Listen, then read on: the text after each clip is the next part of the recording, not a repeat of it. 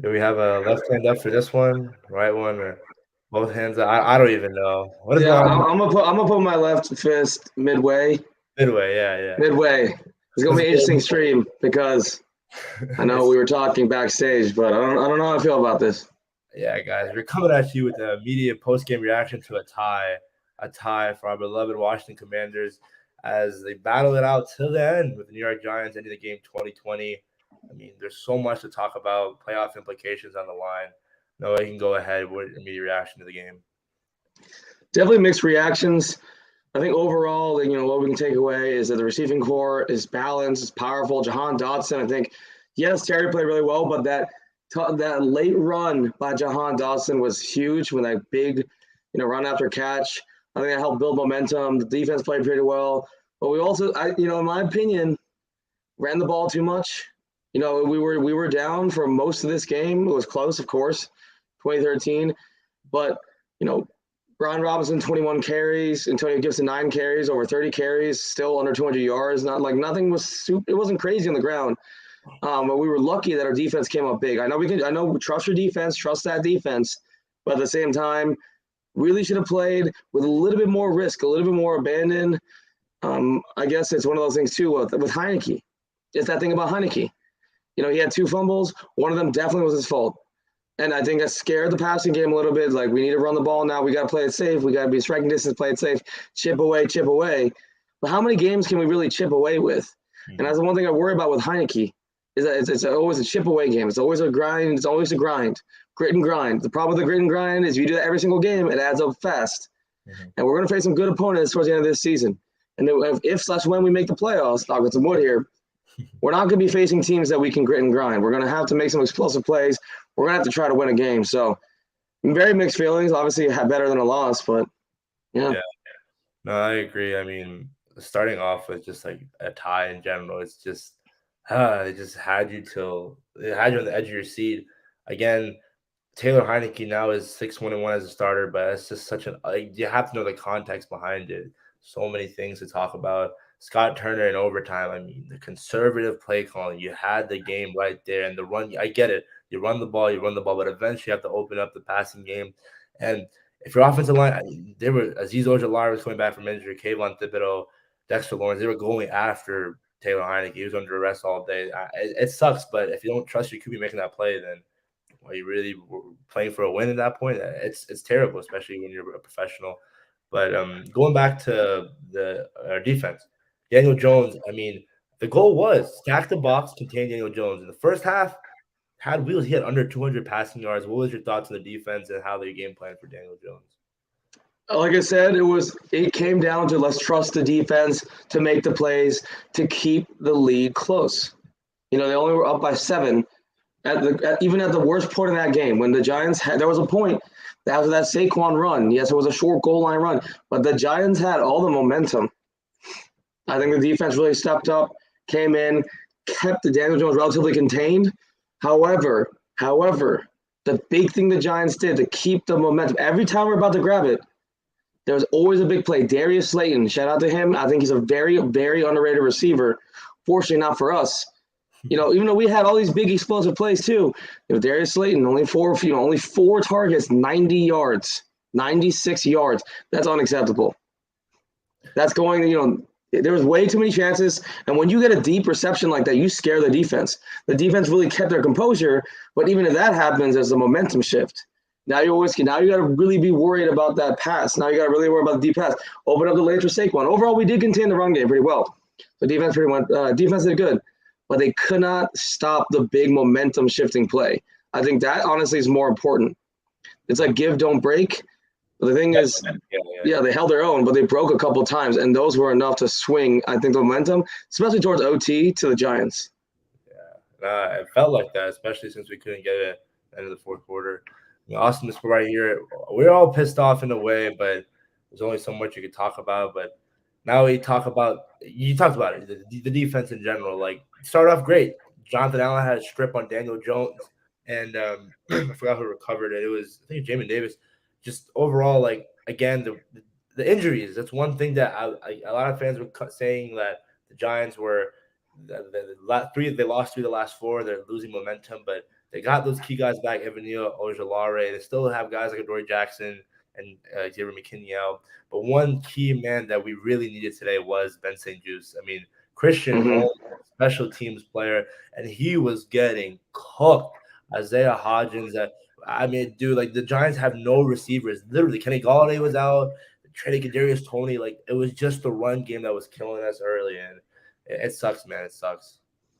Yeah, we really needed him. I mean, no offense, Isaiah Hodgins. You're the NFL. You're obviously a great receiver. You don't give up a touchdown to Isaiah Hodgins. You don't give up that type of play. And Slayton too. Yeah, Slayton's a good deep threat, but you don't give up two 20-plus yard receptions to Darius Slayton. You made him look like Tyreek Hill out here. It was. I mean, that's what I'm saying. The defense never broke, but they gave enough. And then when that happens, that's when you're like, well, you're going to put the problem. That's the big problem. Now you got to put the game in the hands of Taylor Heineke. And see, like David DC mentioned, why don't we try to target some of our playmakers? But that's the thing. Do we trust Heineke to make that throw? He does good enough. It seems like he always can convert, but only when it's a simple play. He can't go anything fancy. That's when overtime I felt like was really conservative because we had to play very simple football. Mm-hmm. Yeah. I think going back to just Terry's performance, I think almost 100 yards at that one touchdown early. That it was a third down, and the pass was kind of behind it. I had one hand grabbed it, broke off Fabian Moreau. It's one thing that I've been saying. You got to use Terry McLaurin more in the red zone. His touchdowns are like deep bombs. We're paying him for so much money. We got to use him in the red zone. And maybe it's just back to the idea of you don't trust your quarterback. But again, you got to be able to have that trust when you're Scott Turner. I think going back to Curtis Samuel, I mean, he was not involved at all in the first half. In the second half, that fourth down, you saw it, right? It was like 4th and 4. Taylor rolling out at our own 30. I didn't know who he was throwing to, just lobs it, and great catch by Curtis. What was your thoughts on Curtis's performance today? I think that's a good step in the right direction. We obviously know that we're facing a reality that we're never going to get the Carolina Panthers Curtis Samuel. I think that's what it's like really tough to hear because he was coming to his own, perfect number 2 behind DJ Moore when the last time the Panthers were any good. So that was a big acquisition for us, and then he got injured. He's been missing even when he came back. He was constantly on the injury report, questionable, barely was playing games. But you still got to have faith in him. You paid him the money, let him play. It's one of the things. There's always something. You can see there's a lot of hesitation in the organization, not from just the play calling, but from the faith in the player. If you're going to start and make a big deal about no more Carson, we're going to have Heineke. You got to trust him to make the play, and then you got to trust your playmakers to make the play. Look at Jahan Dotson was slowly getting phased out of this offense until today. Like he was getting less and less targets. Beginning of the season, he was playing great, and then he just disappeared after the injury. Finally got a chance today. Look, you give him the ball, anything can happen. Curtis Samuel's still a shifty player. Give him the ball in open space, a wide receiver screen, RPO. Let him do his thing. That's where he thrives the best. And also, if you want to be a very run-first team, then set up the RPO. You have Heineke. You could have Curtis or Terry playing slot. And you have Brian Robinson and Antonio Gibson. The fact that we don't use RPO that often is inexcusable. And I see someone commenting about Scott Turner because Scott Turner, that's ridiculous. He was the offensive coordinator on a Panthers team that ran RPO all the time. Cam Newton won an MVP for the Panthers with RPO and a lot of QB draw. I'm not saying that Heineke could do any of those things. He can do half of those things. So how are we not doing any of those things? The Commanders have now fallen to the bottom half of scoring in the league. We're not Broncos bad, but we're definitely not up. We're definitely one of the worst teams in terms of offense consistently game to game, and it's really showing up. Because if the defense isn't showing up, it's going to be like earlier in the season where we're losing by a large amount. As they say, mid. As the cool kids say, just yeah, exactly. It's mid, bro. We got Evan. What? We have a left hand up or right hand up, man? Both. I don't know. I don't know how to feel, bro. Mm-hmm. We were just talking about Scott Turner's conservative play calling. What was your thoughts on his whole offensive game plan for today. I mean, I feel like he was way too conservative at the end of the game. Like when we had a chance to win, especially like we got into Giants territory, and it just felt like he was playing for the field goal. Like you saw a lot of inside run, and the Giants clearly knew we was going to do that. And then on 3rd and 10, you do like an underneath wide receiver screen. Like it didn't even feel like he went for the first down, man. And then in overtime, the first drive kind of like it fell apart. But the second drive, when we got the ball back, it just felt like he didn't even try to win anymore. It felt like that whole drive was just him trying to burn up enough time so the Giants can't come back and win, which they almost did. By the way. Mm-hmm. But I guess a tie is better than a loss. So, but it's like this is huge. I mean, it's just so frustrating after all that. We have a tie. And I want you guys' thoughts on officiating. I thought it was really fishy today. I know it's not good to blame games on refs, but at the end of the day, like it could have been a better game officiating wise. I don't know. What are you guys' thoughts on that, Noah? Okay, I missed most of this game. I came in at the very, very, very end, but I did see a clip of, I believe it's Kayvon Thibodeau ripping off one of our offensive linemen's helmets. Mm-hmm. No call. Mm-hmm. I did see a pass interference where Terry McLaurin got held. That was called, and then they picked the flag up. And I'm assuming, like, would I be correct in assuming they've been calling the game like that the whole day? Mm-hmm. Yeah. I think overall the officiating. Well, that's the thing. The officiating, there's questionable calls, but there's questionable calls every game. You know, there's been bad officiated games in the past. I mean, one thing obviously you remember Saints Rams back a couple of years ago. That was blatant, but it wasn't that bad call of a game. There were some missed calls. There's missed calls here and there. There's missed calls everywhere, especially on the holding side of thing. If you look deeply into almost any offensive line play, there will be some type of holding in some capacity. And obviously it's up to the referees to determine that difference. But the thing is, it's like there were controversial calls, but if we were more aggressive, we could have gotten those calls, right? Like the pass interference on Terry, let's call back. If you're going to play more aggressive in the passing game, you also increases the chance of a pass interference call going your way. Because you got to realize, that, like you said, the injuries in the Giants are massive. They got a lot of their guys back. But look who's in the front. Look who's literally in their front. Ogunjobi, Thibodeau, Dexter Lawrence, Leonard Williams. You got some of the best front four in any 3-4 defense in the league. That's why overall the Giants have a good defense. Well, you continue to run the ball. You have Noah Dory Jackson. You have a weak secondary for the Giants. Yeah. You got to attack. It worked in the first half. And then in overtime, like Evan mentioned, it's like you just give up. Like, why are you giving inside zone? Dexter Lawrence is going to eat up all day. He's one of the best nose tackles in the entire league. He's going to eat that up. And that's one thing. It's like, I know you're supposed to set up the pass. But if you're running it constantly, eventually they're just going to stack the box. And we didn't even take advantage of that. So it was very unusual play calling, but then, you know, overall the officiating I think wasn't that bad. There was some questionable calls, but it was the thing that we could have easily overcame. It was definitely not a factor in our tie. We definitely had way more opportunities to win than there were penalties or questionable calls. Yeah, I will say though that when missed hands to face on I think it was Leno. I thought that was a drive where Joey Slye missed a 52-yard field goal, which came back to bite us. But again, officiating is just wishy-washy in today's day and age, you said. But guys, like, there's only I can name a few. Oh, by the way, total numbers on penalties. Washington 7 for 56 yards. New York 4 for 34 yards. Okay. So it wasn't crazy, dude. That's what I'm saying. It wasn't a big game. It's more so that like the refs didn't want to do their job, if anything. I agree. But then again, it's a cold December day in New Jersey, not New York, New Jersey. East Rutherford. I wouldn't have felt like doing my job either. Yeah, it'd be like that. I think going back to Terry, I just feel like we just need to get him more involved. I mean, I don't know if it's just me or I think all fans feel like they want to see Terry get the ball more, especially when it's guys like Fabian Moreau that they can't check him, man. It's completely frustrating. And also the Antonio Gibson muff punt. I mean, you know what you talked about. Momentum is just so huge, and it was just swinging one way and back in the other.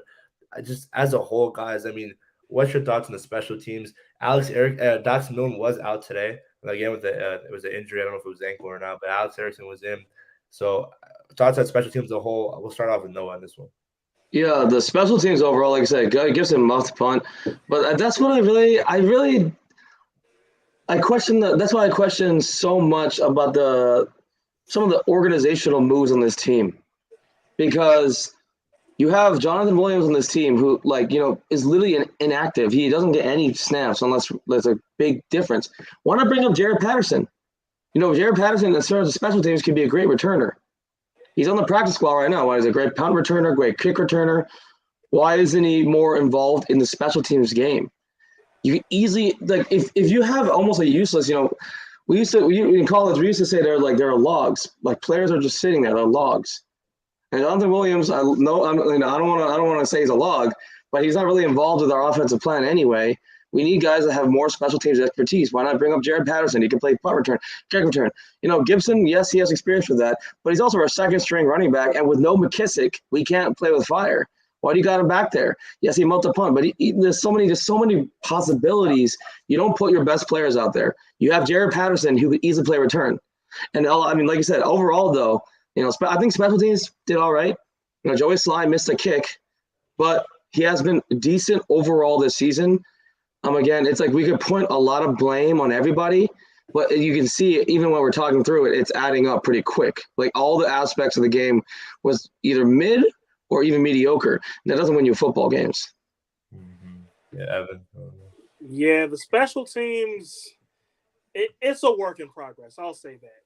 Because I feel like there are guys on this. Hold on, let me adjust my camera a little bit. There are guys on this roster who I feel like are capable of returning kicks, of returning punts, that are just not getting those opportunities. Because Antonio Gibson actually didn't do bad. He didn't do bad as a kick returner. As a punt returner, I agree with Noah. Throw Jared Patterson out there and see what he has. Because I'm convinced this coaching staff forgot Jared Patterson was on the roster. I'm convinced they forgot this man was even here. Free my man's 32, bro.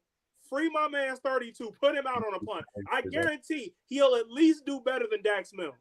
He will at least do better than Dax Milne, bro. Come on now. Yeah. No, I agree. Yeah, exactly. 332. Here we go. J-Pat out here, man. With Dave in DC, there's no way any top QB in this league does not try to attack the middle of the field after Samuel running overtime. Fourth down, not try to pass in the field goal range. Guys, I know Taylor is not the future, but again, it is frustrating. And some of the overthrows is just killing me. How would you guys rate his performance today? Let's start off with Evan on this one. I'll say it like this. I feel comfortable. I feel even more comfortable in my take that Sam Howell is the quarterback, at least for 2023. There is a reason I never committed to Taylor Heinicke beyond this year. And today was why. Today was a good example of why. No. Yeah. I'm going to give him overall, I'm going to give a number. I'm going to give him, nice and mid, nice 5.5, 6. Because that's one thing is at the end of the day, he did make a lot of bad plays, but he made a lot of good plays. I think one obviously notable, finding Dotson for that huge almost touchdown. Exactly, yeah. So that was another play to reference as well. He made those plays that kind of mattered. He was getting in the pocket.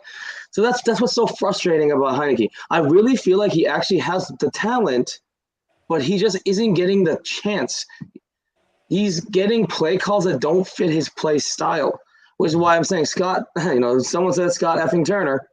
And I wish I could say that on the live stream too, but Scott Turner is like forcing him to be playing offense that Scott Turner wants to play. Just like Matt Canada, both of them, top 2 worst offensive coordinators in the league.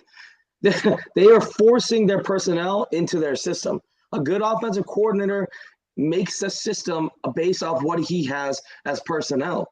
You can't keep forcing Heinicke to throw some massive throws. There's some difficult throws. You have Samuel. You have a lot of guys that can play slot. To chip away, set it up. Because Heinicke can prove he can roll out of the pocket. Where is the RPO? Again, I'm going back to that. I'm sorry, I hate to sound like a West Coast guy. Where is the RPO in this offense? This is ridiculous. Where is the RPO? Heinicke. And this is a Giants fan saying. That is a Giants fan saying that, by the way. Let him play. If worst comes to worst, whatever. Sam Howell's the future. Evan, I agree with you. He's going to be our future starting quarterback. But if you're going to see the best out of Heinicke, at minimum, you may want to trade him. You may want to decide if he's your backup in the future. Play some RPO. Change it up. I don't understand. They got him sitting there like he's Tom Brady. First of all, he don't have the arm of even 45-year-old Tom Brady. So, so it's ridiculous. And I think Heineke does have more talent than a lot of the fan base thinks. I think a lot of people think he's just like they got that dog in him. He's like that kind of feel good story. I think he's got a lot more talent than we give him credit for. But in this offense, he's going to be really limited because he can't do a lot of the things he does well. Short passes on the run, and become a distraction. That's where the RPO comes. Become a distraction. You want to run the ball 35 times a game anyways, might as well set up the RPO and get some big gains out of it, because right now it's like on and off with a run game. Either they're doing pretty good or they get absolutely shut down. So we got to change it up. You said it. Like, play to our strengths. Mike Kafka, literally, we saw the success in the Giants. You run the ball, and you realize you don't have many playmakers on the outside. You feed Saquon Barkley, and there's just times when, okay, we chip and then we pass. But we have guys like Terry McLaurin, Jahan Dotson, Curtis Samuel. Even the tight end room, it was just completely frustrating. But again, that Giants defense is something. And then now we talk about playoff implications. We fall to 7-5-1. The Giants are now 7-4-1. This is huge and could come back to bite us. We play them in 2 weeks. Evan, what are your thoughts on the playoff implications after this game? Okay, so I feel like this tie actually improved the chances of not just the Commanders getting in the playoffs, but the whole NFC East getting in the playoffs. Because now the odds are very slim that Washington ends up in a tie with anyone besides the Giants, and it's very unlikely that the Giants end up in a tie with anybody but us. That's what makes the Week 15 game really, really, really big now, because whoever wins that game holds the tie break when we get to the end of the season. I mean, we're at the end of the season now, but when we get to like week 17, 18, whoever wins in week 15, assuming we don't tie again, would have the tie break. And going back to the point about Scott Turner and the coaching staff, that's a no excuse game. Mm-hmm. That's a no excuse game. Noah said play to Taylor's strengths, and we have a bye week now. We have a bye week. We have extra time to like adjust, make some adjustments, watch film, see what worked today, see what didn't work today, and come out and hit the Giants with everything we got, with a full stadium, a full FedEx Field all around us in the middle of a playoff chase. Like we have no excuses, so just go out and get it done. Mm-hmm. Mm-hmm. No. Yeah, so this is Devin's point. The Giants don't have a bye week next week, so we're going to be the ones with the fresher legs. We're going to be the ones rested up. Yeah, their bye weeks are early in the season. So in terms of the playoff implications for me, we have one huge factor that is playing at least into our advantage. You know, NFC South is horrible, so the thing is that like kind of helps us out a little bit in terms of like I said, the NFC East, we can all make the playoffs if we all win out. If we all win out, we're all making the playoffs, so it doesn't even matter. But now it complicates things because the Eagles won. And also, the Eagles have now set the momentum. We are the best team in the league. Because I was watching a little bit of the Titans game. I'm telling you, they destroyed them. Like they were not like the score was bad enough, but it was like Tannehill got hurt, Derrick Henry got shut down. AJ Brown is talking trash to his whole team. The Eagles got so much momentum right now. It was literally like they kicked them in the face. I mean, they have the undisputed momentum. They're the best team right now. They're the best team in the league on paper too. They were missing some of their guys too, but they're so deep. They got Ndamukong Suh. I know even one of the announcers was like, "When did he get on the Eagles?" They have all these veterans that are coming in that are replacing everybody. Sweat's coming back. Jordan Davis. Yeah, exactly. Oh, Jordan Davis got hurt though. That's the thing. But they got subbed. They got subbed right back. And I think Sweat is one of the most underrated edge rushers in the league. So the Eagles, forget about the Eagles. They're going to do their thing. But if we have any hope, we're going to run into them eventually, right? We got to keep an eye on them. Right now, this might be a controversial take, but I'm taking Jalen Hurts over Mahomes for MVP. We got a couple more games left. But yeah. Jalen Hurts is my pick for MVP. I think my pick for MVP. I know Mahomes has done a lot, but anyways, and then we have the Cowboys who have the benefit. They already have a huge game advantage, but now they're playing the Colts, which arguably I think is the worst team in the league behind maybe the Broncos. They're the worst team in the league. There are two teams that got eliminated from playoff contention today. Broncos are one of them. Nope, actually really? not. Really? Bears. Texans and Bears. Oh, Texans. Okay, Bears surprising, but I guess yeah. And then but to my point, like they're knock on wood, maybe they'll lose, but the Cowboys are looking to blow out the Colts tonight. And if that happens, now it's not 10-1, 9-3. Evan, I see you're disagreeing. I'm not going to say blowout. I'm saying blowout for sure. Game. I'm not saying blowout either. Is it home or what? It's in Indy. It's in Indy. I think it's going to be a blowout. This is the same Colts defense that almost pulled the upset on us, almost pulled the upset on the Eagles. And did they play the Giants yet? They have not played the Giants this season. They have not played the Giants yet. Oh no, we'll see. But week 17. But at least from the Colts offensive perspective, they're trash. I mean, they have absolutely none. Yeah. So they have a fun man. So we'll see. I'm not seeing blowout because if you ask me, the Cowboys' offense is not better than Philly's, and Indy held these boys to what 17, 18. Yeah. Yeah. Well, I think regardless, we both agree that the Cowboys are going to win. This game. Yeah. So they're going to. So that means the Colts going to score. yeah, exactly. It's like how much? Yeah, exactly. It's like what's it going to be like 40-17 or 40-28, right? But it's like one of those things. Either way, they're going to be way ahead of us. They're out of reach. So it's between the Giants and between us. So the tie does complicate things. Yes, we have a game in hand because we have the bye week, but that's what I'm saying. These are games we need to win. There's no other excuse. We could make a live stream 5 hours talk about this game. At the end of the day, we did not get the job done. And that's one thing. It's like the tie is good, whatever. But that would have been huge for this team. I mean, that would have been huge. That could have eliminated the Giants. That would have killed the momentum too, because the Giants, they got to face the Eagles and they got to face the Cowboys again, and then they got to face us. So that's the thing is that would have killed the momentum, because the thing is like they're like, they've lost to every team in the NFC East now except they tied us. They have lost to every other team except for us. That sets the tone. It's like if they lost today, they're like, we've lost to every single team in our division, and we got to face them again in like a couple of weeks. Like it's going to bring fear into that team. And shout out to Brian Daboll. I think he's a great coach, might win Coach of the Year as well, keeping those boys together. But that just adds one more layer of difficulty. There's already so much distraction. There's so many things against every team in the NFL. Anything can happen in the NFL, right? So why give them a gift? Why give them a gift? We fell behind early, and then we never tried to really break the top over the game. We had a chance to really break out. We could have easily had 30-plus points in this game. And we did not take advantage of that. Like you said, Terry on Fabian Moreau. Fabian Moreau, shout out to you. You're in the league. You're killing it. You are not guarding Terry McLaurin. You are not guarding him one-on-one. And they love to play man-on-man defense in the Giants system.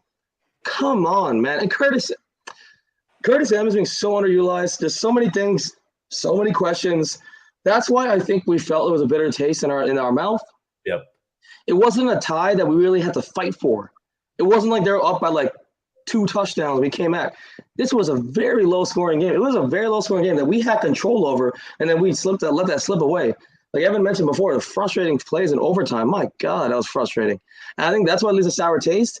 Because if we're feeling that locker room feeling that for sure. The Giants, like, we stole one. We tied that. We stole it from them. And that momentum, we need to make sure that they don't get any more momentum. Because it's not like the season's over for any of the other teams in the NFC either. They're coming. They're coming too. A lot of people fighting back. Even there's some teams that we thought were going to be out of the playoffs, like the Steelers, the Steelers and the Lions. They both won today. They're still technically in the race. There's still a lot of season left. Because, this is the 18-week season. That was longer. So there's a lot of time left, and these teams can still come back. So we're not careful, we can easily fall and collapse. So these grit and grind games, first of all, are giving me a heart attack. Second of all, not good for the longevity of the team, because it's like, with more of a grimy game, a lot of close games that we might not win. So yeah, I agree. It sucks, but again, it's just like a meh feeling. I wanted to go back to Taylor Heineke. I know fans were talking about it like when we thought we were going to lose this game. Carson's now healthy. Do you put him back in? What do we do? I'll start off with Evan on this one. You said put Taylor Heineke back in? No, if Carson's back healthy, well, I'm pretty sure he is presumably. Do you put him in after his performance, and no, you just ride with Taylor throughout the whole season? Ah, man. You keep the draft. This is tough, man. I don't know if I could give it a straight answer right now. Like, I feel like anything I could possibly say is going to be the right answer. Anything I could possibly say is going to be the wrong answer.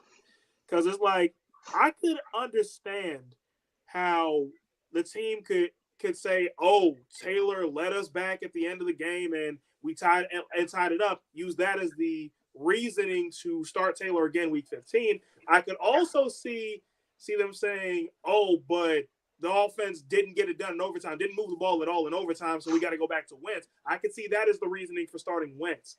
So it's a real toss-up in my eyes, and really we just going to have to see how the practices look over the bye week, like over this week and over next week. Mm-hmm. No. Yeah, I understand. It is kind of like tricky.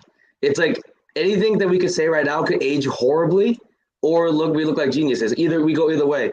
I will take a side though. I will stick with Heineke because I think with this bye week we get more time. Like I said, Scott Turner got to wake up, but 2 weeks is enough to add enough little sneaky plays here and there because there are some plays existing in the Turner playbook that work for Heineke. Clearly, we wouldn't have scored if that wasn't going to be the case. But at the same time, we can't afford, like I said, we're at a razor-thin margin right now, razor-thin. And that's why it's such a disappointing tie. But I think just that whole, if we add that extra quarterback controversy, let's put in Wentz again, let's see how he does, and then we panic, and then we got to stick with Heineke. We got to, for better for worse, stick with him because we've already put the dagger into Carson. You got to think from the player perspective, too. Hey, Carson, we brought you in. This is your last chance to be a starting quarterback in this league. Oh, you got benched for the ODU kid. Oh, wait, never mind. Actually, Taylor Heineke sucks, so you should come back in. And that's one thing. It's like it's a disgruntled player already. He's disgruntled. It's, everyone expects the Jimmy Garoppolo situation. Oh, he's like, it's okay. You're about to cut me anyways, but now I'm playing. Like, it's not the same. It's not the same because Trey Lance is a second overall pick. Taylor Heineke is not a second overall NFL draft pick. So that was a big decision to already bench Wentz. We bring him in my opinion, and I think a lot of fans' opinion, it's going to really become a distraction. And we're also going to bring in a disgruntled quarterback. Yes, he has the pressure. This is the last chance he'll ever start in the NFL, in my opinion, if he doesn't play well. But bringing in a disgruntled guy with nothing to lose can also bring up a lot of chances of mistakes. And we are a team that has razor-thin margins. We can't afford the same mistakes. Wentz is going to start. Wentz did that even earlier in the season. Yes, he had a lot of passing yards, a lot of passing touchdowns. He also threw 5 interceptions.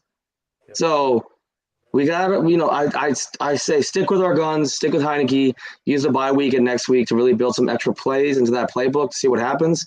We can't abandon him now. We've already ruined our relationship with Carson. We can't bring him in now and just give up on Heineke. It's going to create a media circus that we don't have the record to afford. I wanted to go back to the – oh, go ahead. Yeah, I agree with you. I just agree with everything you say. Appreciate it, bro. You always know what's up, this man, right? I was a kid. I was going to say, going back to – let's talk about some positive. It's crazy that we're talking like we lost, but it's a tie. Going back to the side of the ball. Deron Payne, 2 sacks today. That was amazing. Guys, we need to pay this man. Is there really nothing much else to say about that? Just pay the man, bro. Hey, like start the GoFundMe right now. I'll chip in. You got that TikTok money, man. You gotta put some in there, Yeah, exactly. Yeah, part of the creator fund at this rate. I got $1. But this $1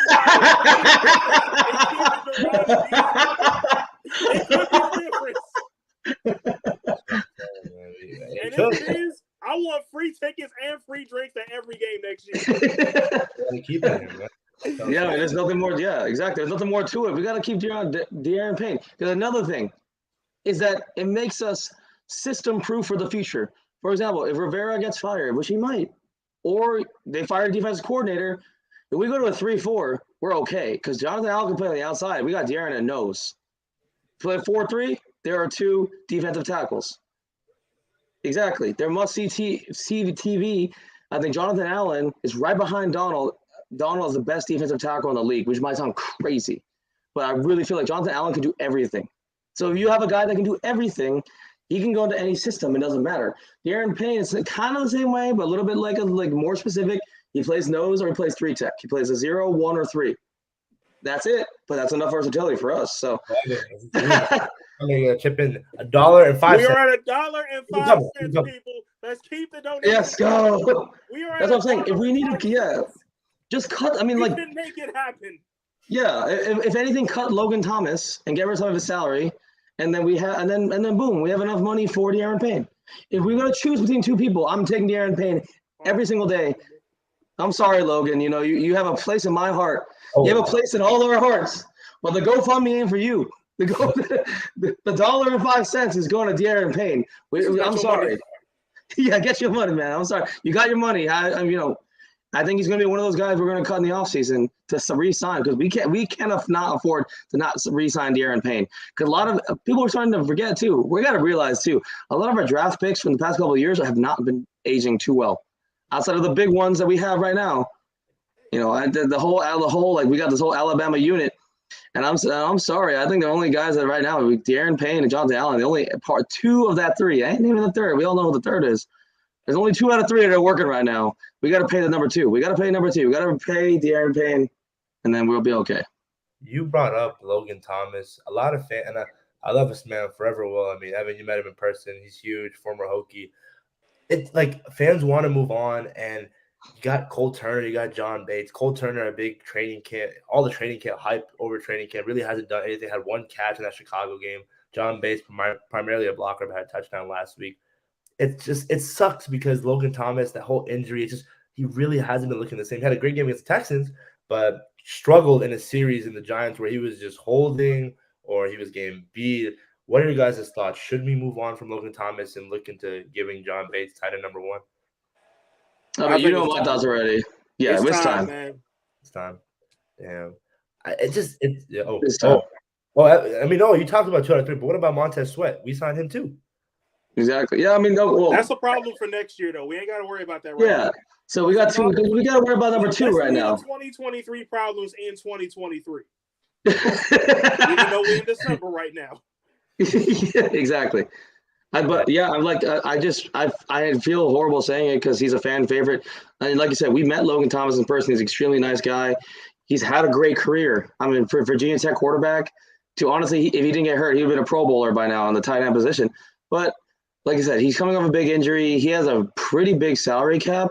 And it's actually interesting. We lost Ricky Seals-Jones because of Logan Thomas. Like, we couldn't afford to re-sign Seals-Jones. Obviously, Seals-Jones hasn't done that much after he left. But he was doing pretty good for us. So it's not a simple solution as like let's cut Logan Thomas and then somehow Bates and Turner become these like great tight ends.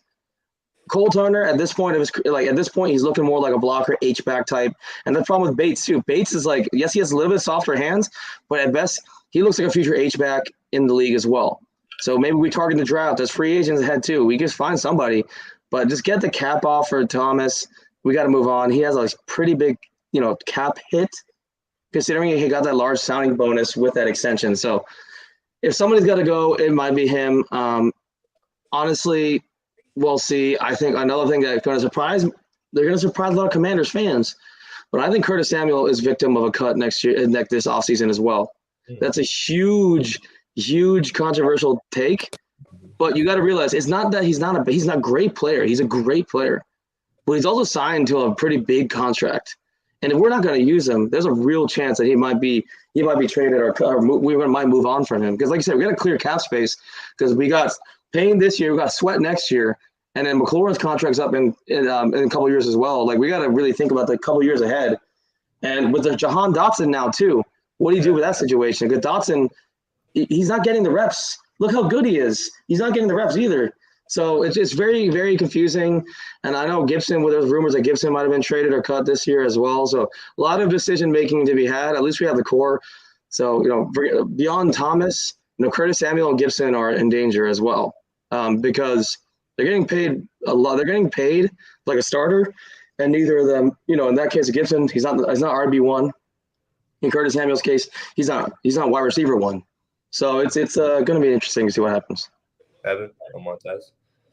Now, cutting Curtis Samuel intrigues me because that's the type of move that you make if you're Washington when you're trying to do something big, because we're Mm-hmm. talking about possibly our most versatile player on offense. Like you see him like he'll come out of the backfield for a run, like for like a jet sweep or whatever, and the next play he's out running a crossing route. Like he's one of two, maybe three, if you still want to give JD the benefit of the doubt. One of those players on our roster that can do that. So cutting him would imply that Washington is ready to make a big splash move, and that intrigues me in itself because if you look back at our recent history, we're not the type to make those big splash moves. Like we're usually like the bargain, like signing a bargain bin free agent and seeing how much we get out of them, and then for the most part, just keeping who we have in house. So a change of course might be necessary, and it would be very intriguing. Mm-hmm. Yeah, just gotta keep this line, man. Hopefully, and this is the last part I'm gonna end off on this. Chase Young, guys. I mean, if it was ruled out, I think it was like highly unlikely coming into the game, and then Sunday officially ruled out. Have the bye week Giants game. In my opinion, if he doesn't play the week after the bye, I think he's done for the rest of the season. Noah, Chase Young, your thoughts? Yeah, I know. I don't. In this case, I hate to be right. I remember I caused some controversy last year when I said Chase Young was the next Jadeveon Clowney, which is not a bad thing. I mean, Jadeveon Clowney that's one thing he gets hated on a lot. But if he retired tomorrow, he'd walk away a multi-time Pro Bowler, a multi-time All-Pro guy. So yes, everyone thinks that's a terrible comparison, but Jadeveon Clowney himself is not a bad player. He's a great player. It just comes down to, was he worth the first overall pick? Chase Young wasn't the first overall pick, but he was a lottery pick, top 3, number 2. Like you said, number 2. It's really scaring me now because hip injuries, these type of injuries that he's getting, are very detrimental to a defensive lineman's career.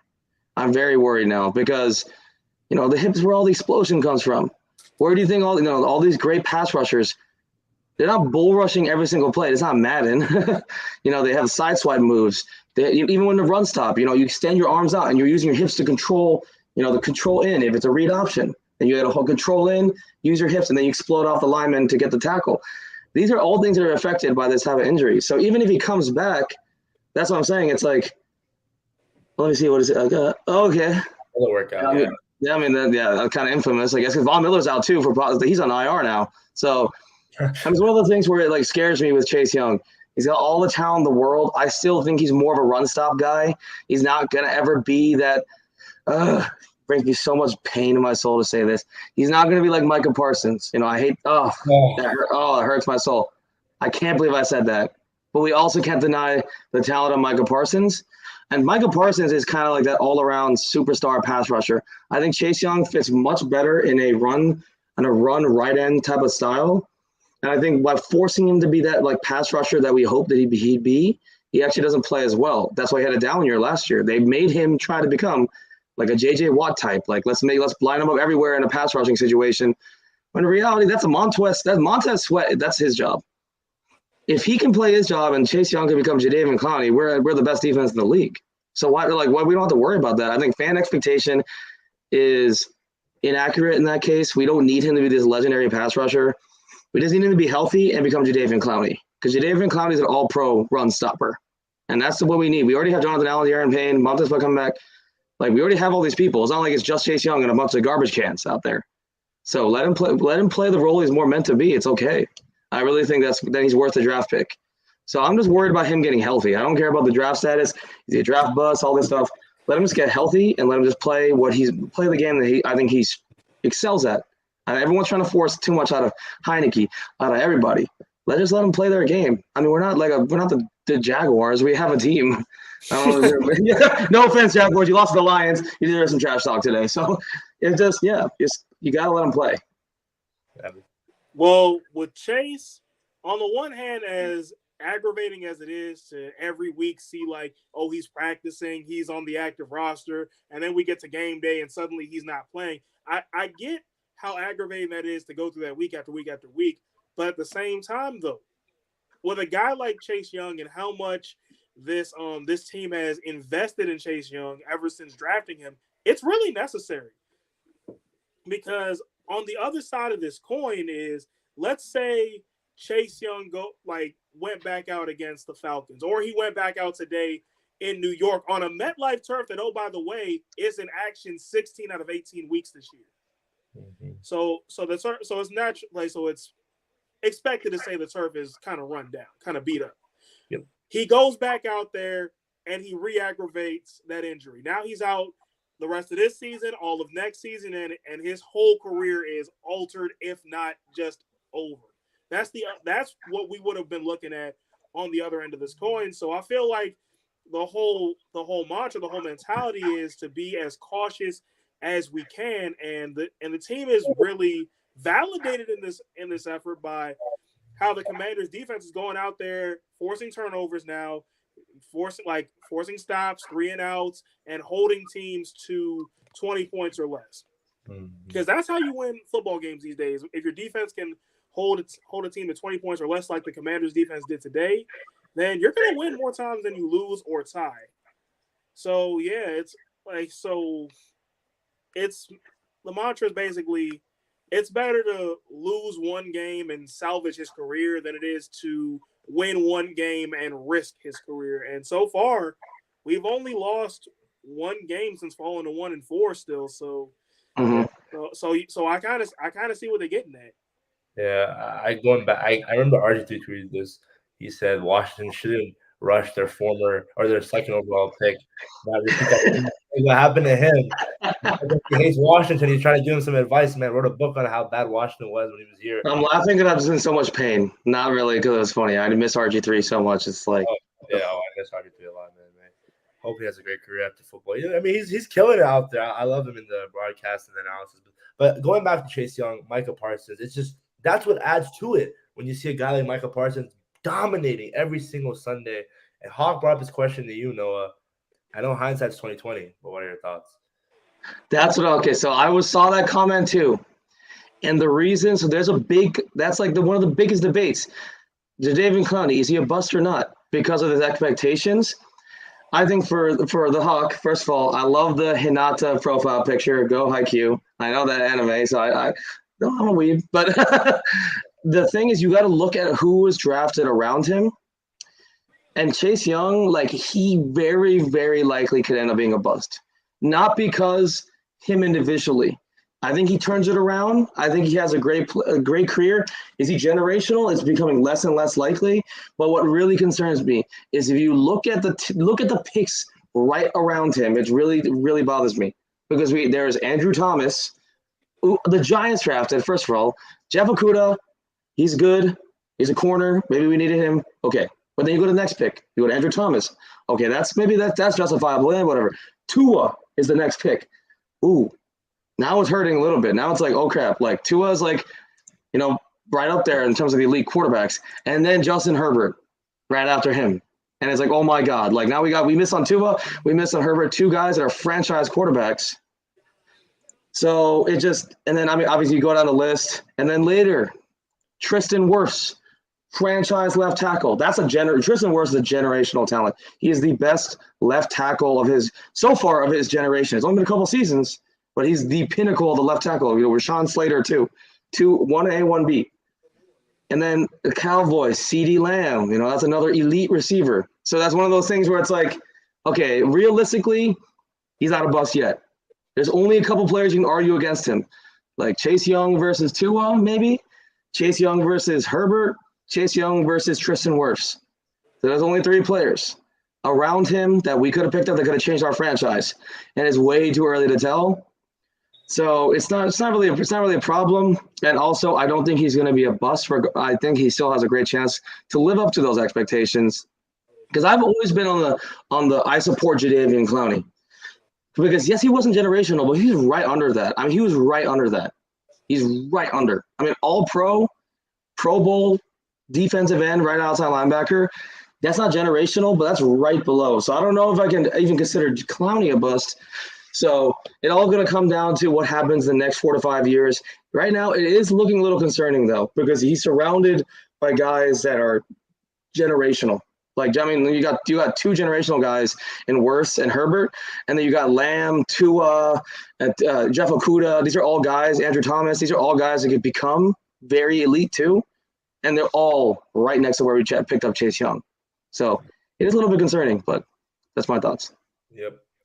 Yeah. Well, Chase, man, it's just he would be the cherry on top, as our friend Nadi says. We couldn't make it today, but.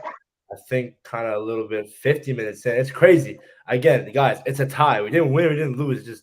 It's mind-boggling. I don't even know what to say. But last, I've said a lot of times, last question. Heading into the bye week, a late bye week, what are your thoughts for the rest of the season, guys? Start off with that. Just rest up. Rest up. Get everybody healthy. Come out week 15. Give the Giants everything we got. We got to get that win. And then if we get that win, it's looking doable. Like then after that, we got a San Francisco team. And oh, by the way, Jimmy Garoppolo, not to sound too upbeat about this type of thing, but he did go into the locker room today. Then you're back home against a Browns team that didn't really look too good today, all things considered. I mean, yes, they won, but it was against the worst team in the league, the Texans. And then you got that all-important game against the Cowboys, which maybe that is for something. Maybe we need to win that to get into the playoffs, or maybe we've already wrapped up a playoff spot by then. Hopefully it's the latter, but it's Dallas week still. But yeah, just the point of this week, just get everybody healthy. Get everybody healthy, watch film, come out better, and let's go beat these boys, bro. We know we can do it now. We know we can do it. Let's just go out and do it. Yeah, it's simple. I think everyone knows the truth. We can't lose another game. That's how close the race is right now. Unfortunately, or maybe unfortunately, I don't know, depending on how you look at it, we're in the best division in football, outside of maybe the Bills division. But even they're trying to really separate themselves now. You know, you got the Dolphins playing right now, and then you'll have the Bills really separating themselves. So we can't afford to lose because the Eagles and the Cowboys have separated themselves now. It's now between us and the Giants. We can't lose out. We have a very winnable schedule. Like Evan mentioned, especially Garoppolo's not playing, we got to win that 49ers game. You know, maybe it's a revenge game for McCaffrey or whatever, but we can't lose that game. We can't lose any of these games. They're all winnable too. It's not like we're not facing a team that I really think we could lose by. So the adjustments we need to make during this, don't go easy on the bye week. I think that's a big mistake. That's what a lot of people actually say. They'd rather have the bye week earlier. From the fan perspective, it's like, oh, bye week later in the season is better. But as the season drags on, mentally you're getting worn down.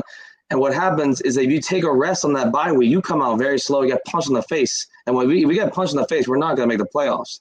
So you got to maybe have pads, get some RPO, practice, build some faith and rapport with Heineke. I think if I was in the locker room right now, if I was Ron Rivera, I'm going to tell Heineke, it was a tough, we didn't win, but we tied.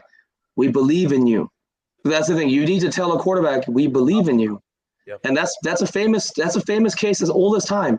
It all started, you talk about Kurt Warner, you talk about, the controversy of Montana and for the 49ers, Drew Brees. Every time that happened, I'm not saying Heineke's equal to any of those guys. He's like 1/8 of those guys.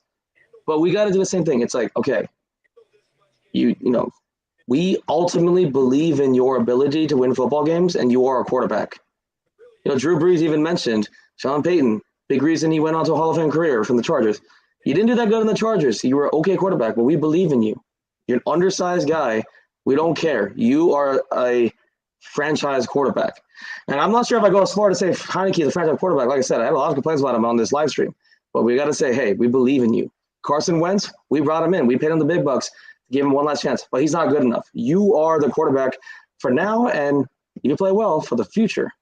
And you got to tell them that no matter what the fans or the organization or what the timeline is, you got to think about it game by game. If you don't give Heineke the faith in that team, we're going to lose. It comes down to the quarterback because defense is good, run game is good, we got the receivers. So what's that X factor? It's got to be Heineke. It's like, okay, you're an undersized guy. You're a undrafted free agent. You shouldn't even be in the league. Yeah, here you are. You are starting for an NFL franchise. You're inspiring tons of people. Go out there and play. We'll play. We trust you. We believe in you. And I hope they're doing that. I really think that's why we brought Rivera in the first place. Because Rivera is a former player himself. He has a reputation of being a great leader, a former players first guy.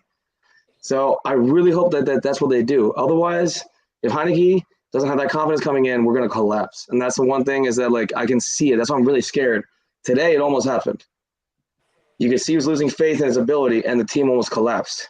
So that's what I'm saying. Like it comes down to Scott Turner again. Hashtag fire Scott Turner. But if you don't give faith, like you just gotta just ultimately go, hey, we believe in you, Heineke. You're the future. Let's go win the games, and that's all you can do. Yep. And I think the debate of just Scott Turner holding Taylor or Taylor holding Scott Turner back will forever live on as long as those two are in the same organization at the same time.